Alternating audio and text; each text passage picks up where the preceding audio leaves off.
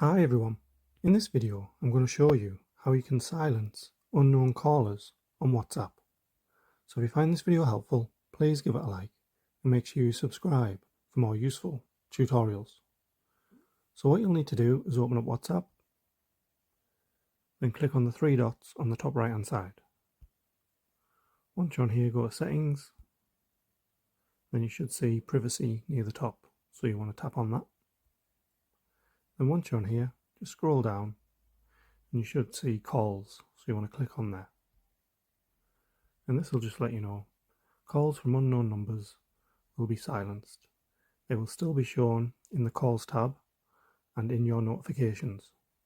So obviously all you'll need to do with that is toggle that on, and that's how you can silence unknown callers on WhatsApp.